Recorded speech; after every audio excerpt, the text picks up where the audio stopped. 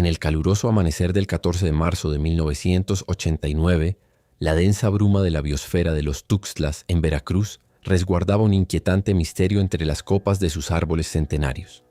El viento cálido del Golfo soplaba con fuerza sobre la laguna de Catemaco, arrastrando un silencio sepulcral que dominaba la selva, una quietud que desafiaba el orden de la naturaleza.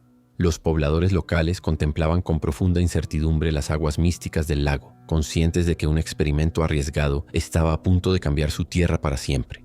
Un pequeño y frágil cargamento con apenas una decena de monos zaraguatos de manto, asustados y desorientados, aguardaba en una rústica embarcación el inicio de una travesía incierta. Los expertos de la época consideraban una auténtica locura el intentar liberar a estos primates en una pequeña isla deshabitada, prediciendo un fracaso rotundo y una muerte segura. El peligro acechaba en cada rincón del trayecto, pues la especie se encontraba al borde de la extinción local debido a la pérdida masiva de su hábitat por la ganadería extensiva. Si te gustan las historias reales que demuestran cómo la vida silvestre puede resurgir con fuerza en los rincones más difíciles del planeta, considera suscribirte al canal.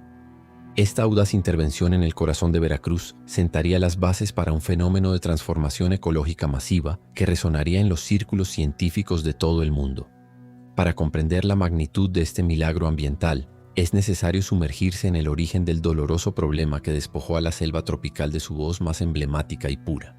La devastación humana había silenciado los ecosistemas del sureste mexicano, transformando los verdes y frondosos paraísos en llanuras estériles desprovistas de su fauna nativa. La región de Catemaco destaca por su topografía volcánica accidentada, donde la selva alta perennifolia lucha constantemente contra un clima tropical húmedo de lluvias torrenciales. Las comunidades nativas de origen olmeca y náhua han compartido históricamente este territorio místico, manteniendo una conexión espiritual profunda con los espíritus de la selva. Sin embargo, el equilibrio ecológico milenario se rompió abruptamente cuando las actividades humanas modernas comenzaron a devorar los límites de este santuario natural de biodiversidad. Durante décadas, la selva sufrió una tragedia ecológica implacable debido a la tala inmoderada, la cacería furtiva ilegal y la quema de terrenos para la introducción de ganado bovino.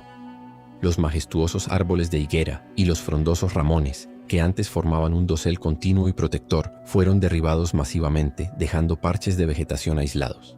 Los primates, atrapados en fragmentos de selva cada vez más reducidos, se convirtieron en blancos fáciles para los cazadores, quienes los capturaban ilegalmente como mascotas exóticas. La burocracia ineficiente y la falta de leyes ambientales estrictas permitieron que el comercio ilegal de fauna silvestre floreciera en los mercados clandestinos de la región. En los territorios de origen de estos monos, el ruido de las motosierras reemplazó por completo los sonidos naturales, marcando el inicio de un colapso ecológico silencioso pero letal. Las poblaciones de zaraguatos disminuyeron drásticamente hasta desaparecer por completo de extensas zonas continentales, dejando la selva sumida en un vacío sonoro aterrador. La ausencia de estos primates no solo significó la pérdida de una especie hermosa, sino también la desaparición del principal dispersor de semillas de los árboles más grandes del bosque. El efecto dominó en el ecosistema no tardó en manifestarse, provocando que la regeneración natural de la selva se detuviera de forma alarmante por la falta de siembra de los monos. Sin los monos zaraguatos recorriendo las alturas, los árboles viejos que morían no eran reemplazados por nuevas plantas, alterando la estructura trófica y la dinámica del bosque tropical. Los insectos y hongos comenzaron a proliferar sin control en los frutos caídos que nadie consumía, rompiendo el delicado equilibrio biológico que sostenía a otras especies menores. Ante este desolador panorama, un visionario grupo de primatólogos de la Universidad Nacional Autónoma de México propuso un plan desesperado que desafiaba toda la lógica convencional. La audaz idea consistía en introducir una pequeña población de monos rescatados en la isla de Agaltepec, un territorio aislado en medio de la mística e icónica laguna de Catemaco. La comunidad científica internacional reaccionó con un profundo escepticismo, argumentando que el espacio reducido de la isla provocaría endogamia y la muerte por hambruna del grupo. Los críticos señalaban que una isla de apenas 6 hectáreas carecía de la diversidad vegetal necesaria para sostener a una especie tan especializada en su rigurosa dieta folívora. No obstante, el aislamiento geográfico de Agaltepec presentaba una ventaja oculta y extraordinaria: la protección absoluta contra los cazadores furtivos y los depredadores terrestres. Este pedazo de tierra rodeado de agua dulce se convertiría, sin saberlo, en el escenario del experimento de rewilding más fascinante y exitoso de la historia moderna de México. ¿Cómo logró un primate adaptado a las vastas selvas continentales sobrevivir en un territorio insular tan severamente limitado y rodeado por las aguas de una laguna volcánica?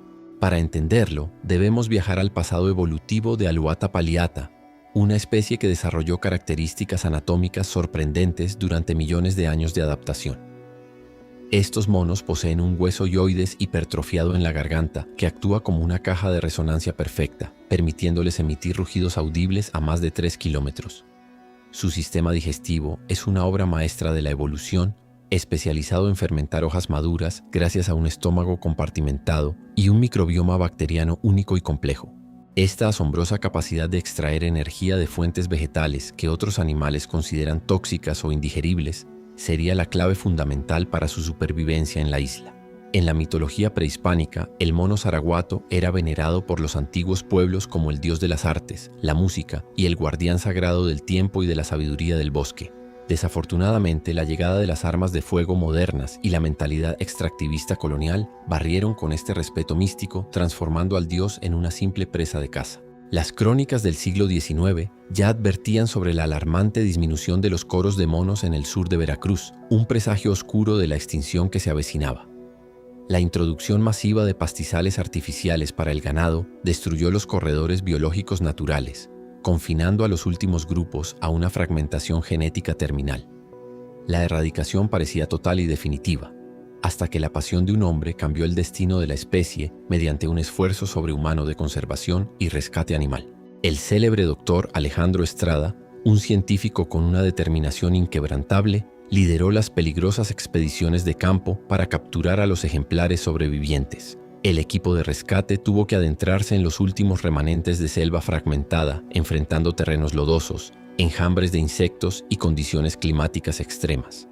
La captura de los monos en el dosel forestal requería una precisión quirúrgica, utilizando dardos tranquilizantes especiales para evitar que los animales cayeran desde grandes alturas. Cada rescate era una odisea contrarreloj. Los científicos debían atrapar a los primates en el aire con redes de lona antes de que impactaran contra el suelo de la selva tropical. El estrés del manejo humano representaba un riesgo mortal de paro cardíaco para los monos, lo que obligaba a los veterinarios a mantener un monitoreo constante de sus signos. Al final de la extenuante jornada, el grupo fundador quedó constituido exactamente por 5 hembras adultas y 4 machos jóvenes, una proporción calculada para el éxito. El transporte logístico hacia la laguna de Catemaco se realizó en contenedores rústicos de madera, viajando por caminos de terracería en malas condiciones que aumentaban la tensión. Los científicos apenas respiraban durante el trayecto, vigilando con linternas el estado de salud de cada individuo dentro de las cajas de madera acolchadas con hojas frescas.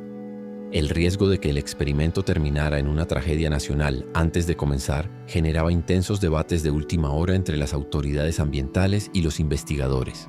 Las redes sociales y los medios de comunicación de la época miraban con recelo el proyecto, calificándolo como un gasto innecesario de recursos en una causa que consideraban perdida. La tarde previa a la liberación, la embarcación que transportaba las cajas encalló brevemente en un banco de arena, desatando el pánico colectivo entre los miembros de la expedición. Superado el percance bajo una lluvia pertinaz, las lanchas se aproximaron finalmente a las orillas rocosas y cubiertas de vegetación de la misteriosa isla de Agaltepec. En el muelle improvisado de la isla, el último eco de las críticas externas resonaba en la mente del doctor Estrada, quien sabía que no había marcha atrás en esta audaz apuesta. Los rostros de los investigadores reflejaban una mezcla de agotamiento extremo y una esperanza inquebrantable por presenciar el renacimiento de una especie en peligro crítico. Con las manos temblorosas por la adrenalina, los científicos se dispusieron a abrir los cerrojos de los contenedores para permitir que la naturaleza reclamara su legítimo lugar. El histórico 15 de marzo de 1989 quedó grabado en el calendario ambiental cuando las puertas de madera se abrieron de par en par frente a la densa vegetación de Agaltepec.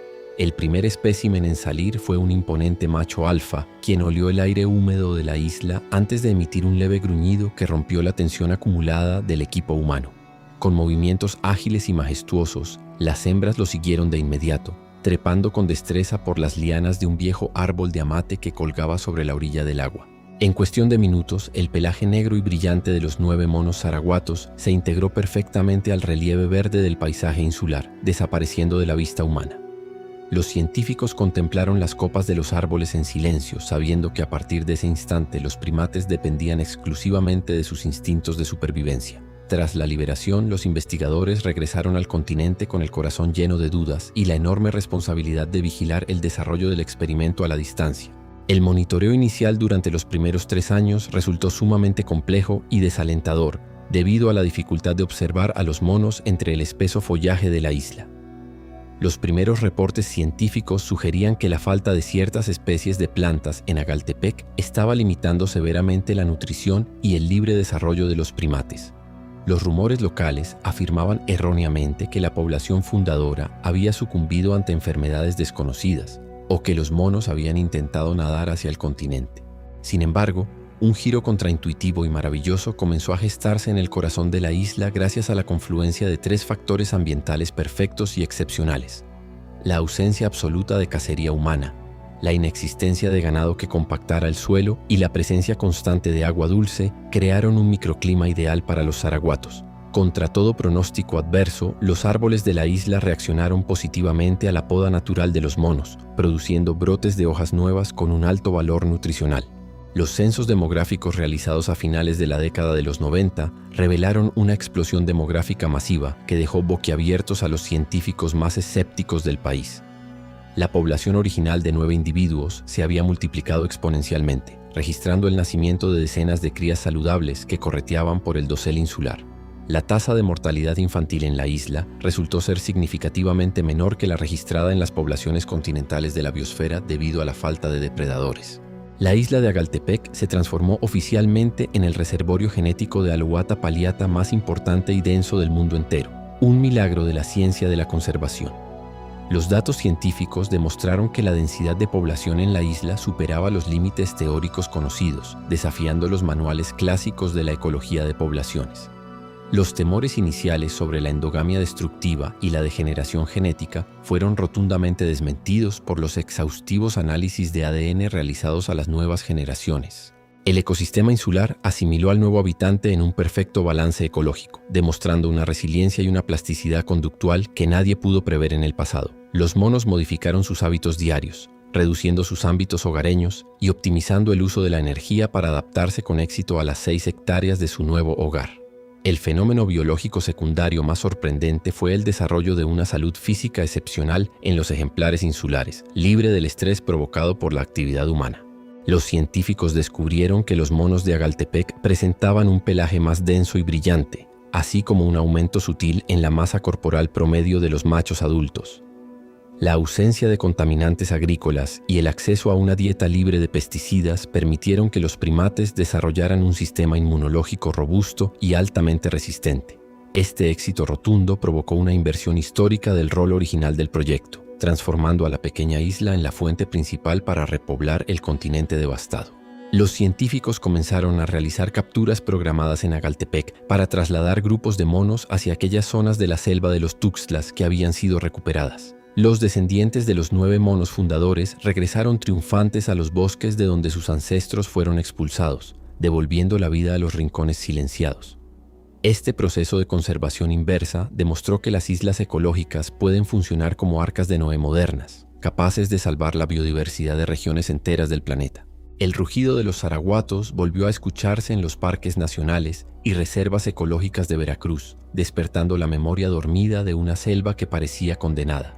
El impacto socioeconómico del proyecto transformó radicalmente la vida de las comunidades indígenas y de los lancheros locales que habitan en los alrededores de la Gran Laguna. Los antiguos cazadores y pescadores de Catemaco se convirtieron en los guardianes oficiales de la isla, creando un modelo comunitario autogestionado de turismo ecológico responsable.